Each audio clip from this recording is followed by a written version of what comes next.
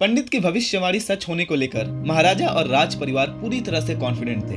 भारत की ब्रिटिश सरकार के अधीन काम करने वाले रियासत के प्राइम मिनिस्टर एल फ्रेंच ने फ्यूचर प्रिंस के बर्थ एनिवर्सरी के लिए 2 लाख रुपए बजट भी मंजूर कर दिया था। उस भविष्यवाणी के गलत निकलने पर कपूरथला रियासत के रॉयल एस्ट्रोलॉजर यानी राज ज्योतिषी को 9 साल की बामशक्कत सजा देकर जेल में डाल दिया गया था। हालांकि पंडित ने जब ये भविष्यवाणी की थी तो महाराजा ने खुश होकर 1 लाख की रकम उसे इनाम में दी थी। लगभग 1 सदी पहले 1926 में ये अमाउंट बहुत बड़ी थी।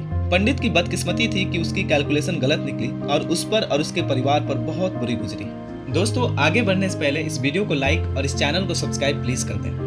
कपूरथला के महाराजा जगतजीत सिंह को कोई ग्रैंडसन नहीं था। बड़े बेटे प्रिंस परमजीत सिंह की शादी जब्बल रियासत की राजकुमारी बृंदा से हुआ था, जिनकी 3 बेटियां थीं। महाराजा को अपनी गद्दी के उत्तराधिकार को लेकर काफी चिंता थी। इसी बीच राज ज्योतिषी ने पूजन और ग्रहों की शांति के लिए अनेक उपाय बताते हुए अनुकूल परिणामों और प्रिंसेस वृंदा की अगली संतान बेटा होने की भविष्यवाणी कर दी। खुश महाराजा ने प्रिंसेस की प्रेगनेंसी में हवन पूजन जारी रखने के लिए पंडित को 1 लाख रुपए की रकम दी। पंडित ने इसका ज्यादातर हिस्सा खुद ही रख लिया था। पंडित की भविष्यवाणी के सच होने को लेकर महाराजा और राज परिवार पूरी तौर पर अश्योर था।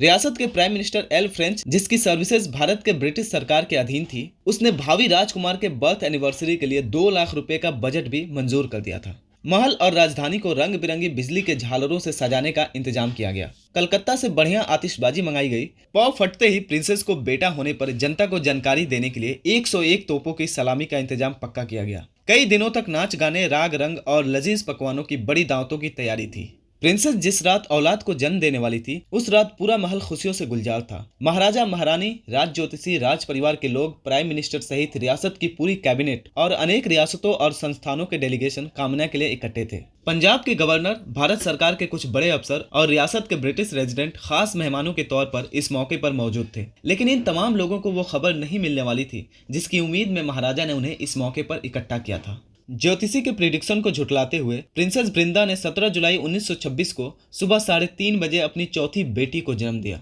आंखों में आंसू भरे दौड़ती हुई लेडी डॉक्टर मिस परेरा उस ड्राइंग रूम में पहुंची जहां महाराजा खास मेहमानों के साथ पोती की खबर सुनने की बेचैनी से इंतजार कर रहे थे। एक बार फिर पोती की खबर ने महाराजा को खिन्न कर दिया और पहला कहर राज ज्योतिषी पे टूटा। उसे बेड़ियां पहना दी गई और बिना मुकदमा चलाए 9 साल की बामशक्कत कैद की सजा सुना दी गई।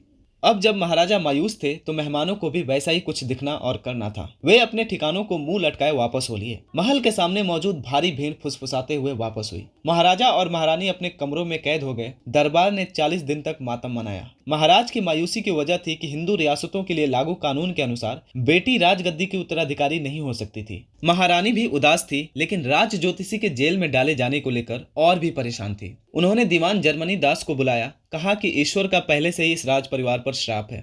अब एक ब्राह्मण को जेल में डालने से उसका कोप और बढ़ेगा। किसी तरह महाराज को राजी कीजिए। दीवान ने महारानी का मैसेज महाराज को पहुंचाया, लेकिन वे टस से मस नहीं हुए। आगे इस काम को महाराजा की चहेती मैडम सैरी ने अपने जिम्मे लिया। मैडम सैरी ने महाराजा से बेरहम न होने की फरियाद की। महाराजा ने पुलिस के इंस्पेक्टर जनरल सुचेत सिंह को ज्योतिषी को रिहा करने का हुक्म दिया, लेकिन इसमें रियासत से बाहर करने और उसकी तथा उसके परिवार की सारी संपत्ति जब्त करने के शर्त शामिल था।